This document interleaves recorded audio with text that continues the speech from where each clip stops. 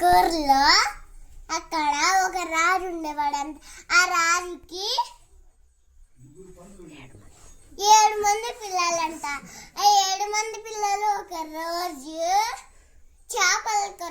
చేపలు పట్టేదానికి వెళ్ళారంట.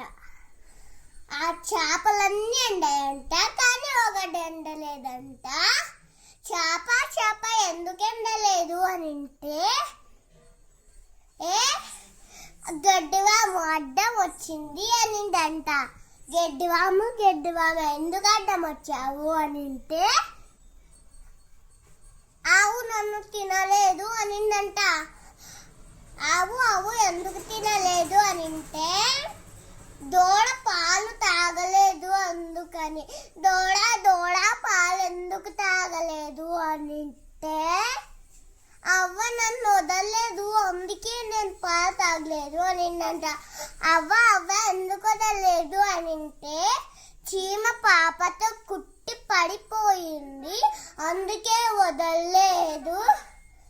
పాప ఏడవకూడదు, చీమ కుట్టద్దు అంటే